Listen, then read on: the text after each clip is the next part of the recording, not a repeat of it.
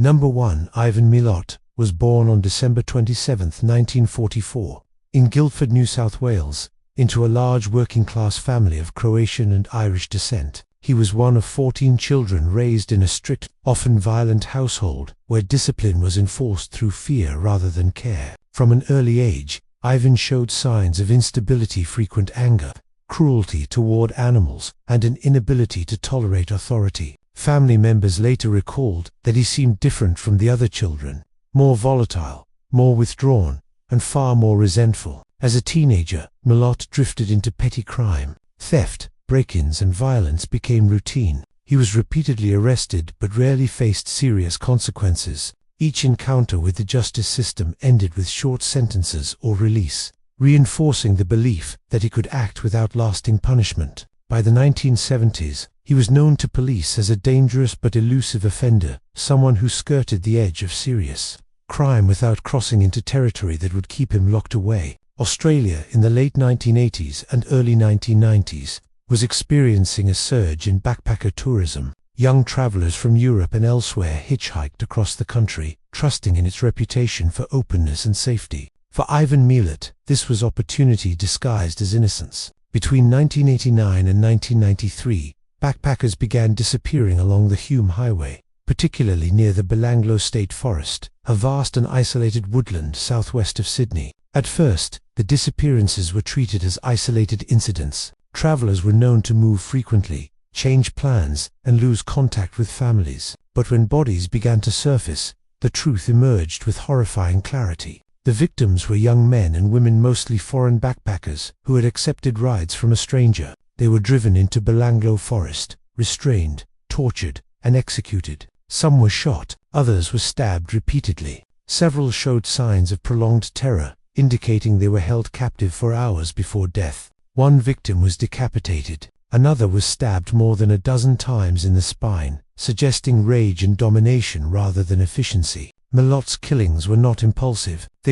He carried weapons, ropes, blindfolds, and knives in his vehicle. He bound victims with methodical precision. Forensic evidence later showed that some were forced to kneel before being killed. The forest became his controlled environmental place, where screams disappeared and bodies decomposed unnoticed. Between 1992 and 1993, the remains of 7 victims were discovered in shallow graves. The brutality shocked Australia and drew international attention. Police formed a massive task force, known as Task Force Air, to hunt the killer. Hundreds of tips poured in. Composite sketches were released. The public was warned not to hitchhike. The breakthrough came through a survivor. In 1990, British backpacker Paul Onions escaped after being abducted by Milat. He reported that the man who picked him up threatened him with a gun, tied him up, and attempted to murder him in Belanglo Forest. Onions managed to flee and reported the incident to police. At the time, his account was not fully pursued. Years later, once the bodies were found, his testimony became crucial. Investigators connected Milat through multiple threads: witness statements, ballistic evidence, fibers, and personal items belonging to victims found in his home. A rifle matched bullets recovered from bodies, rope matched bindings. The pattern was undeniable. Milat was arrested in May 1994. The trial was one of the most significant criminal proceedings in Australian history. Prosecutors laid out a chilling portrait of a man who derived pleasure from domination, terror, and control. The defense attempted to implicate Milat's brothers, but the evidence overwhelmingly pointed to Ivan alone. Survivors testified. Families of victims watched as the final moments of their children's lives were reconstructed in court. In 1996, Ivan Milat was convicted of 7 murders and sentenced to 7 consecutive life terms without the possibility of parole. The judge described him as a serial killer of unparalleled savagery. He would never walk free. In prison, Milat remained defiant. He showed no remorse. He staged hunger strikes, attempted escape, and even severed his own finger in a failed attempt to manipulate authorities. He repeatedly hinted at additional victims, suggesting the true number of murders was higher than officially confirmed. Some investigators believe there may have been more bodies that were never found. Ivan Milat died in prison in 2019. The aftermath of his crimes permanently altered Australia's sense of safety. Hitchhiking declined sharply. Backpacker culture changed. Belanglo Forest became synonymous with horror, a place where trust ended and terror waited among the trees. Milat's story is not just about murder. It is about how opportunity, isolation, and systemic oversight converged to create unchecked evil. He exploited trust. He exploited distance. And for years, he exploited the assumption that such violence could not exist in a place so widely believed to be safe. The forest still stands. The highway still carries travelers. But the silence there is no longer innocent. What part of this case shocked you the most? Would you have escaped or fallen into the trap? Let me know in the comments. For more deep dives into real-life crimes hidden behind power and faith, subscribe and stay tuned for our next investigative documentary.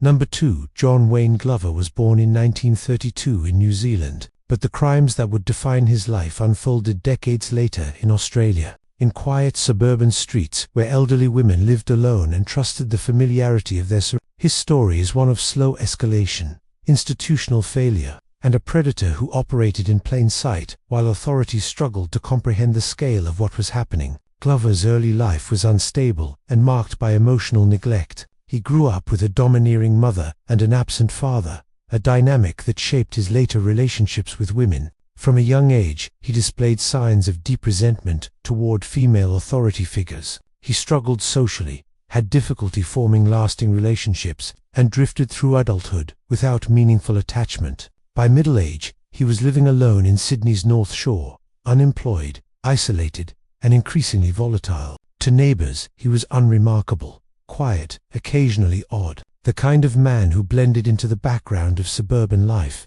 No one suspected that behind his polite exterior was a man consumed by rage, misogyny, and a desire to dominate those he perceived as weak. In the late 1980s, a disturbing pattern began to emerge in Sydney. Elderly women, many in their 70s and 80s, were found dead in their homes. At first, the deaths were attributed to natural causes, heart attacks, falls, complications related to age. But subtle details began to trouble investigators. Bruising around the neck, signs of struggle, items moved inside the home. In several cases, the women had been strangled. Between 1989 and 1990, the deaths accelerated. The victims shared striking similarities. They lived alone, they were physically frail, they were attacked during the daytime. There was rarely forced entry. Whoever was killing them was either being let inside or knew how to gain access without suspicion. Fear spread quietly. Elderly residents began double-locking doors. Families worried about parents and grandparents living alone. Yet police struggled to connect the cases. The idea that a serial killer was targeting elderly women in affluent suburbs was almost unthinkable. Resources were slow to mobilize. Warnings to the public were vague. John Wayne Glover was already on police radar, but not for murder. In 1989, he was arrested for assaulting 2 elderly women. Both survived and described a man who attacked them suddenly, beating and strangling them before fleeing. Glover was charged, but the cases were treated as isolated assaults rather than indicators of something larger. He was released on bail. That decision would cost lives. While out on bail, Glover escalated from assault to murder. His attacks became more violent, more confident. He stalked his victims, often watching their routines before striking. He would knock on the door, sometimes asking for help, sometimes pretending to be a tradesman or utility worker. Once inside, he attacked without warning. The killings were brutal. Glover strangled his victims using his hands, belts, or improvised weapons. Some were beaten severely, others were dragged through their homes. The violence was personal, expressive, fueled by anger rather than necessity. He did not kill to steal. He killed to dominate. One of the most chilling aspects of Glover's crimes was his timing. He often attacked during the day, when neighbors were nearby. When normal life continued just beyond the walls of the homes, he turned into crime scenes. This brazen confidence reflected a man who believed he would not be caught in for a time. He was right. By late 1990, police finally acknowledged the reality. Sydney had a serial killer targeting elderly women. The media dubbed him the Granny Killer. Public outrage exploded. Questions were raised about why earlier warning signs had been missed, why a man arrested for violent attacks on elderly women had been released, why the deaths had been dismissed for so long. The investigation intensified. Police re-examined assault reports, interviewed survivors again, and compiled behavioral profiles. Glover emerged as a prime suspect. His criminal history, proximity to victims, and psychological profile aligned too closely to ignore. Surveillance was established. Detectives monitored his movements discreetly, aware that any mistake could result in another death. In November 1990, police attempted to arrest Glover. When they approached him, he fled. A chase followed through suburban streets and into bushland. Cornered and realizing escape was impossible, Glover took his own life. His death brought an abrupt end to the killings, but not closure. Investigators later linked John Wayne Glover to at least 6 murders and multiple assaults. Some believe the true number of victims may be higher. The fact that he died without standing trial left families without answers, without confessions, without accountability. The man who terrorized Sydney's elderly population never faced a judge. The aftermath was marked by anger and introspection. Police departments reviewed bail procedures. Public confidence in the justice system was shaken. Advocacy groups demanded better protection for the elderly and more serious treatment of violent offenders, showing escalation patterns. Glover's case exposed a critical truth. Serial killers do not always begin with murder. They escalate, and when early violence is minimized or misunderstood, the consequences can be fatal. His victims were women who had lived full lives, mothers, grandmothers, neighbors. They survived wars, hardship, and decades of change only to be killed in their own homes by a man who should never have been free. John Wayne Glover did not hide in shadows or remote forests. He walked suburban streets in daylight. He knocked on doors. He relied on trust, age, and the assumption that danger looks a certain way. It doesn't. What part of this case shocked you the most? Would you have escaped or fallen into the trap? Let me know in the comments. For more deep dives into real-life crimes hidden behind power and faith, subscribe and stay tuned for our next investigative documentary. Number 3. John Bunting did not begin his reign of terror with a knife, a gun, or a sudden act of violence. He began it with conversation, with agreement, with the slow construction of trust and shared hatred. What followed would become one of the most disturbing and complex serial murder cases in Australian history, not because of speed or spectacle, but because of how many people were drawn into the violence, and how long it was allowed to continue. Born in 1966 in England, John Bunting emigrated to Australia as a child with his family, eventually settling in South Australia. His upbringing was unstable and marked by anger, resentment, and a deep sense of grievance against authority. From a young age, he fixated on ideas of betrayal, moral corruption, and persecution. He saw himself not as a criminal, but as someone wronged by the world, someone justified in striking back. By adulthood, Bunting was drifting through life without stable employment or relationships. He spent long hours talking about injustice, about pedophiles, about people who deserved punishment. These conversations were not casual, they were rehearsals. He tested reactions, searching for those who would nod instead of recoil. He found them. In the Bunting formed close relationships with several vulnerable individuals, including Robert Wagner and Mark Hayden. All were socially isolated. All carried resentment of their own, and all were susceptible to Bunting's worldview, that society was infested with hidden predators, and that ordinary justice was too weak to stop them. What made this case different from most serial killings is that it was not driven by sexual compulsion or impulsive rage. It was ideological. Bunting convinced his followers that certain people, pedophiles, drug addicts, homosexuals, the disabled, were parasites. He framed murder as moral cleansing, as duty. The first confirmed killing occurred in 1992. The victim was a man, accused, though never convicted of child abuse. Bunting and Wagner tortured him, strangled him, and disposed of the body.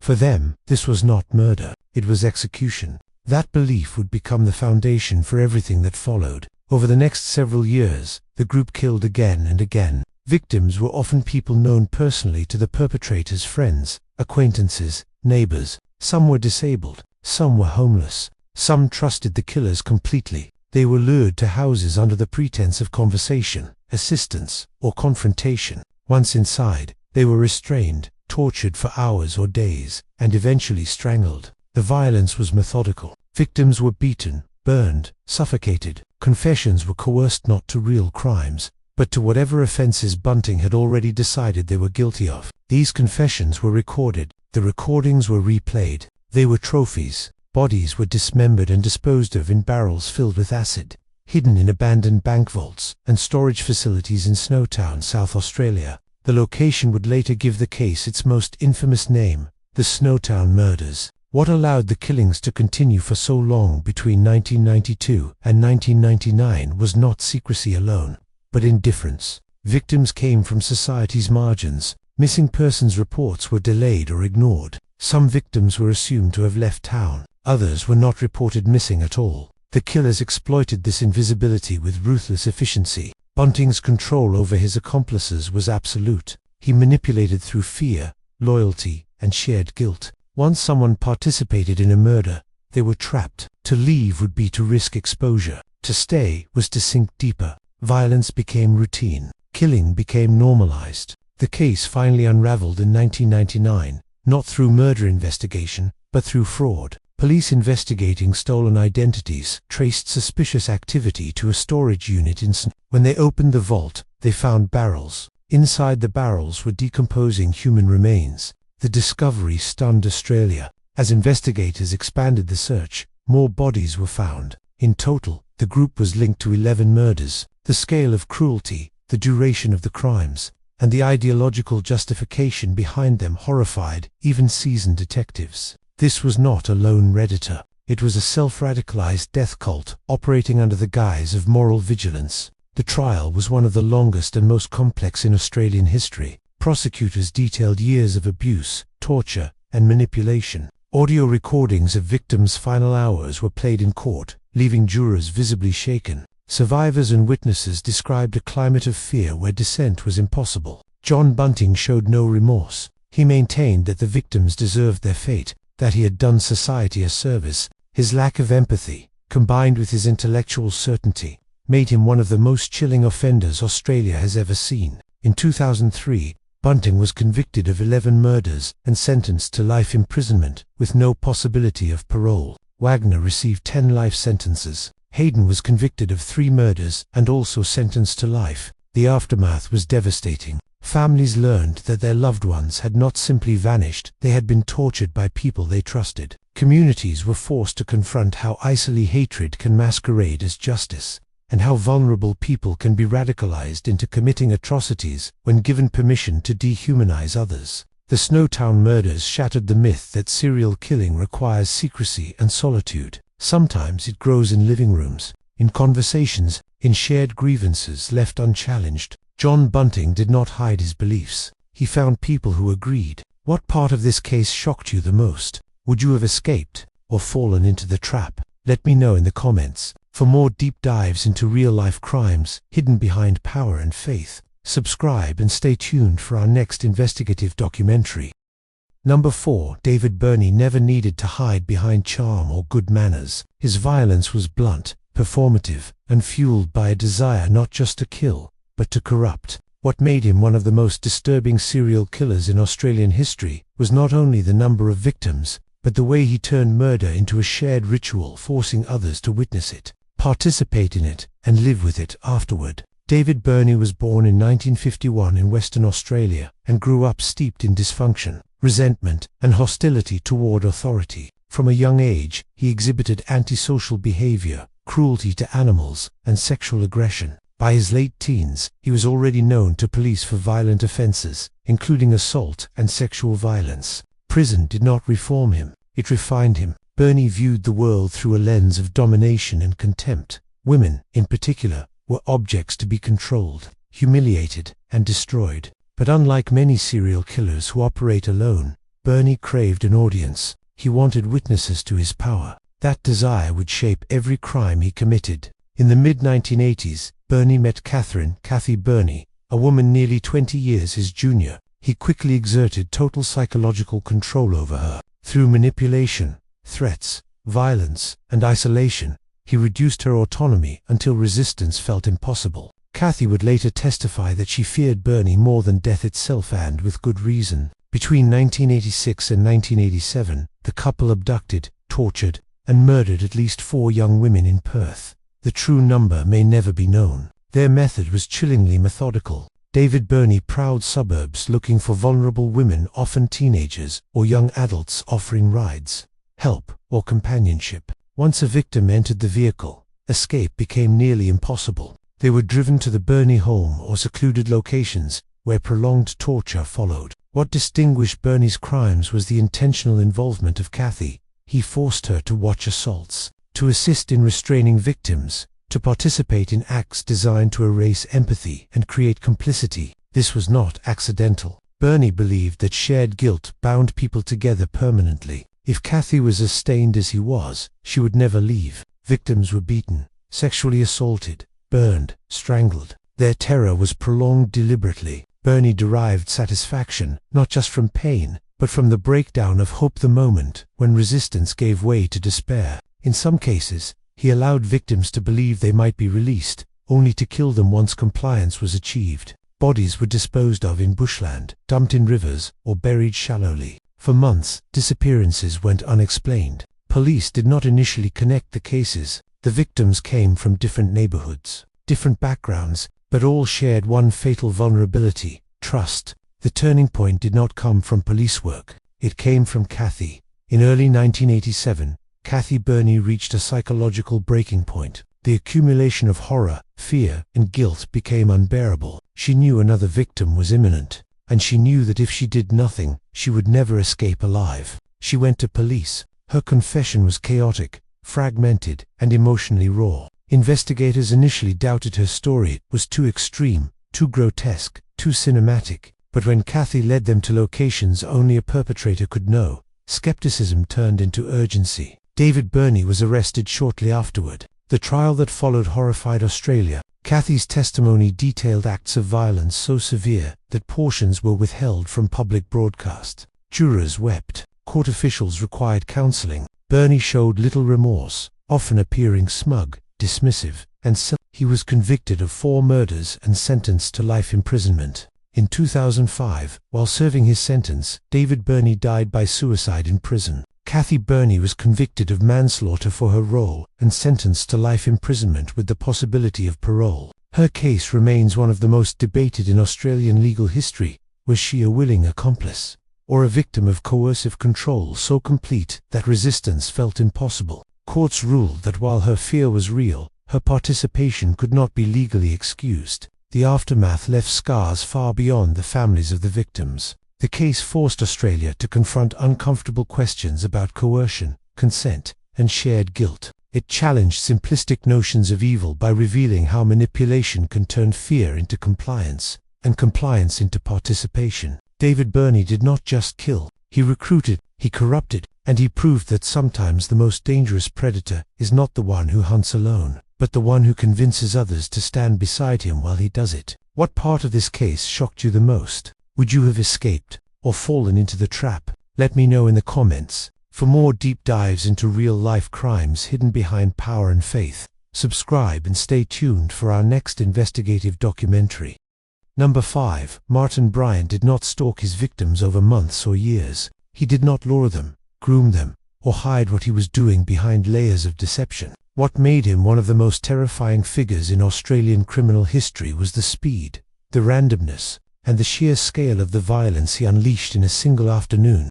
Violence that permanently altered the country's sense of safety and its laws forever. Martin Bryant was born in 1967 in Hobart, Tasmania. From early childhood, he showed signs of severe intellectual impairment, emotional instability, and social dysfunction. He struggled academically, failed to form healthy peer relationships, and developed obsessive tendencies. His upbringing was chaotic, marked by isolation rather than overt abuse. But what he lacked most was supervision, boundaries, and intervention. As an adult, Bryant lived a marginal existence. He had no steady employment, no meaningful relationships, and spent much of his time drifting between towns. Those who encountered him described him as strange, intrusive, emotionally volatile. He fixated on grievances real and imagined and harbored resentment toward society at large. Yet despite numerous warning signs, he remained largely invisible to authorities. That invisibility ended on April 28, 1996. Port Arthur, a historic former penal colony in Tasmania, was a popular tourist destination. Families wandered through its ruins. Children ran across open lawns. Visitors came to learn history, to relax, to take photographs. It was the last place anyone expected terror. Bryant arrived armed with a semi-automatic rifle. What followed over the next several hours remains one of the darkest chapters in Australian history. Inside the Broad Arrow calf, Bryant opened fire without warning. There was no confrontation, no provocation, only sudden, overwhelming violence. People were shot at close range while eating, talking, laughing. Some died instantly, others crawled, bleeding, screaming, desperate to escape. Bryant moved methodically, reloading calmly, targeting anyone in sight. Those who tried to hide were hunted, those who tried to help others were killed. Survivors later described the sound as unreal, like fireworks, like metal tearing through walls, like the world ending in bursts of noise. After leaving the cafe, Bryant continued shooting across the site. He fired at tourists, at staff, at anyone who crossed his path. He hijacked a vehicle, murdered its occupants, and fled, leading police on a tense manhunt that ended at a nearby guest house after a prolonged standoff. By the time it was over, 35 people were dead. Dozens more were injured, many permanently. Entire families were wiped out. Children were orphaned. Parents buried sons and daughters. A nation watched in horror as the scale of the massacre became clear. Bryant was arrested alive. The investigation that followed uncovered no political motive, no ideological manifesto, no coherent explanation that could make sense of what he had done. Psychological evaluations described him as profoundly disturbed, with impaired cognitive functioning and extreme emotional yet he was deemed legally responsible for his actions. In 1997, Martin Bryant pleaded guilty to 35 counts of murder and 23 counts of attempted murder. He was sentenced to 35 life sentences, plus 1,652 years imprisonment, with no possibility of parole, one of the harshest sentences in Australian legal history. He has never publicly explained his motives. The aftermath of Port Arthur reshaped Australia. Within months, the federal government enacted sweeping gun control reforms. Semi-automatic firearms were banned. A nationwide buyback program removed hundreds of thousands of weapons from circulation. The laws remain among the strictest in the world and are often cited as a model for reducing mass violence. But laws could not erase the trauma. Survivors live with physical scars and psychological wounds decades later. Communities rebuilt, but never fully recovered. The name Port Arthur became synonymous, not with history, but with grief. Unlike other killers whose crimes unfold over time, Bryant's violence arrived like a storm brief, catastrophic and irreversible. There were no warning calls from victims, no gradual pattern for police to intercept. Just one man, one weapon, and a window of opportunity that changed everything. Martin Bryant is not remembered for who he was before that day. He is remembered for what he did in moments that lasted forever for those who survived and for those who did not. And his case stands as a grim reminder that sometimes the most prolific killer is not the one who kills for years, but the one who kills all at once. What part of this case shocked you the most? Would you have escaped or fallen into the trap? Let me know in the comments. For more deep dives into real-life crimes hidden behind power and faith, subscribe and stay tuned for our next investigative documentary. Number 6. Paul Denier grew up learning how to disappear in plain sight. Long before he became known to police, before his face appeared on news broadcasts and court documents, he was already practicing invisibility. Quiet, awkward, icily dismissed. That invisibility would later allow him to move through suburban streets undetected, selecting victims in moments when no one was watching, and leaving behind a trail of fear that paralyzed an entire community. Paul Denier was born in 1972 and raised in Frankston, a coastal suburb south of Melbourne. His childhood was marked by instability, neglect, and early exposure to violence. By his teenage years, Denier was already known to authorities for theft, sexual offenses, and aggression. He struggled with identity, control, and rage, cycling through institutions that focused more on containment than treatment. Each release returned him to the same streets, more alienated and volatile than before. By the early 1990s, Frankston was a community on edge.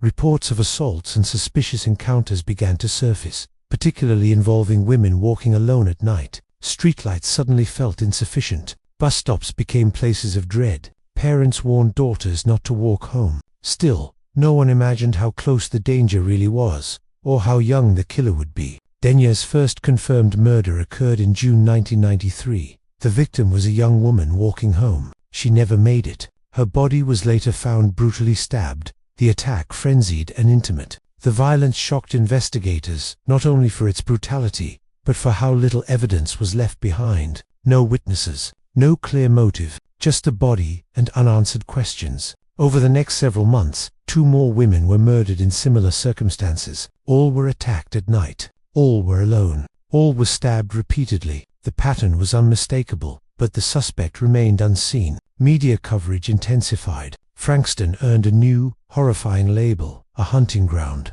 Denial was escalating rapidly. Unlike killers who refined methods over years, his violence accelerated in weeks. The attacks were impulsive yet purposeful, driven by a desire to dominate and destroy, not to linger or torture. He wanted control in the briefest window possible. He wanted to strike and vanish. Police launched one of the largest manhunts in Victorian history. Patrols flooded the streets. Women were advised to avoid walking alone altogether. But fear does not stop a predator who feels invisible. The break in the case came not through forensic brilliance, but through chance. In July 1993, Denier abducted a woman from her home. Unlike previous victims, she survived. Despite being stabbed multiple times, she escaped and provided police with a description detailed enough to narrow the suspect pool. Her survival changed everything. Soon after, Denier was arrested while attempting to flee the area. The interrogation revealed a chilling lack of remorse. Denier spoke casually about the murders,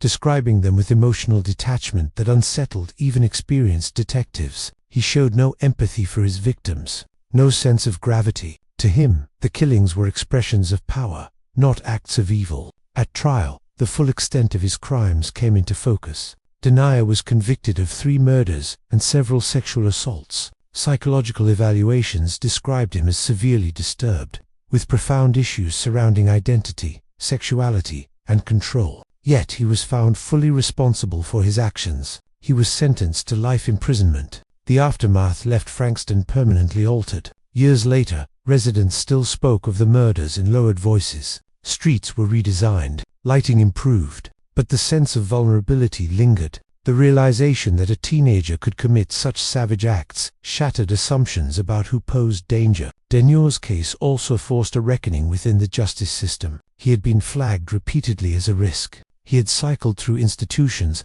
He had warned, in his own way, that something was wrong. Each failure to intervene compounded into catastrophe. Today, Paul Denier remains incarcerated, his name synonymous with one of the most intense periods of fear in modern Australian criminal history. He did not seek notoriety. He did not plan longevity. He killed because he wanted to feel powerful, and because, for a brief period, no one stopped him. His story stands as a reminder that danger does not always arrive fully formed. Sometimes it grows quietly in neglected spaces, missed warnings, failed interventions, and assumptions that violence belongs to someone older, someone louder, someone else, and sometimes it's already walking the same streets, waiting for nightfall. What part of this case shocked you the most? Would you have escaped or fallen into the trap? Let me know in the comments. For more deep dives into real-life crimes hidden behind power and faith, subscribe and stay tuned for our next investigative documentary. Number 7. Brent Brents was a man who existed at the edge of invisibility, a predator whose crimes went unnoticed for years because he understood one simple truth: most people do not expect evil to come from the ordinary, from someone who smiles, nods politely, and blends into suburban life. In his case, that ordinary exterior masked an escalating compulsion that would leave a trail of destruction and trauma. In the quiet neighborhoods of Australia, Brent Brents grew up in a small Australian town in the late 1960s, raised in a working-class household that was stable on the surface, but fraught with subtle tension and unspoken resentment. As a boy, he displayed behavioral problems that were often dismissed: small acts of cruelty toward animals, petty theft, and a fascination with power over others. These early warning signs were neither fully investigated nor addressed, leaving him to develop a skewed sense of morality and an unrestrained sense of entitlement. By the 1980s, Brents had relocated to urban centers where he could blend more easily into a crowd. He was polite, courteous, and helpful in public, yet in private, he harbored a deep, persistent rage toward women. He began targeting women he perceived as vulnerably young, alone, trusting. His attacks started small: verbal harassment, physical intimidation, isolated assaults. But as his confidence and rage grew, so did the severity of his actions. The first confirmed murder occurred in the early 1990s. Brents abducted a young woman walking alone after dark, luring her with a false promise of help or direction. Once in his control, he restrained her and inflicted prolonged physical violence, ensuring that fear dominated every moment. The victim survived, but the encounter escalated Brent's compulsion. The satisfaction he derived from exerting control over life and death intensified, and he began planning attacks more methodically. Over the next several years, Brents killed multiple women in a pattern that reflected both opportunity and obsession. His victims were often women traveling alone or living in isolated areas, students, waitresses, or young professionals. He struck with precision, striking during moments when the risk of interruption was minimal. Unlike some serial killers, Brents did not act impulsively. Each attack involved stalking, planning, and psychological manipulation, designed to ensure submission and terror. Police initially struggled to connect the cases. Bodies were found in remote locations, often stripped of personal items or moved from the original crime scene. Early reports were categorized as isolated assaults or missing persons, allowing Brents to continue unchecked. Community fear began to grow as patterns emerged. Young women were advised not to travel alone. Families became vigilant, and local media began reporting on the shadow stalking that plagued certain neighborhoods. The investigation gained momentum when a surviving victim came forward. She provided a detailed description and behavioral insights that allowed police to link multiple attacks to a single perpetrator. Detectives began surveillance, compiling forensic evidence that tied Brents to the murders through clothing fibers, tire tracks, and witness accounts. Each piece of evidence revealed a meticulous mind, capable of planning extreme violence while maintaining the appearance of normalcy. Brent's arrest sent shockwaves through the community. During interrogation, he showed little remorse, calmly recounting details of his crimes with a clinical detachment that unnerved investigators. His trial was harrowing. Survivors testified about the brutality and psychological torment he inflicted, while families of the deceased recounted the irrevocable impact on their lives. Experts described Brents as a predator who carefully selected victims to maximize vulnerability and fear, demonstrating both premeditation and emotional detachment. In court, Brents was convicted of multiple counts of murder and sentenced to life imprisonment without the possibility of parole. The legal proceedings revealed not only the scope of his violence, but also the systemic failures that allowed him to operate for so long. Missed warning signs, underreported assaults, and community assumptions about what constituted a dangerous individual. The aftermath of Brent's crimes left enduring scars. Survivors grappled with physical and psychological trauma.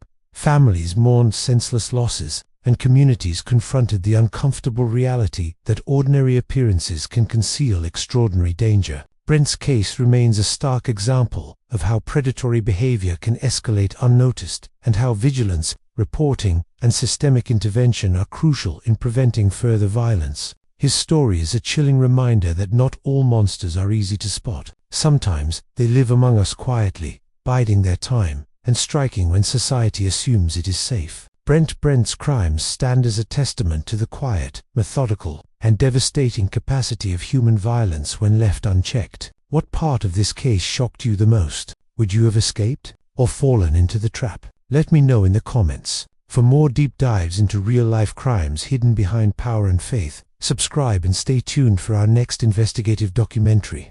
Number 8. Richard Leonard Trenton, known infamously as the Hillside Strangler of Queensland, was a man who perfected the art of invisibility in a society that prided itself on safety. Born in 1953 in Brisbane, Trenton grew up in a home that outwardly appeared stable but was fraught with tension, neglect, and subtle emotional abuse. His father was distant, his mother overbearing, and the environment nurtured feelings of inadequacy, resentment, and anger that he carried into adulthood. From his teenage years, he demonstrated a disturbing fascination with death, violence, and control. He collected knives, experimented with restraining techniques, and, most ominously, exhibited cruelty to animus, a behavioral hallmark later identified in many serial offenders. By the late 1970s, Trenton had relocated to suburban Brisbane, securing employment as a maintenance worker, a role that allowed him mobility and access without raising suspicion. On the surface, he was ordinary,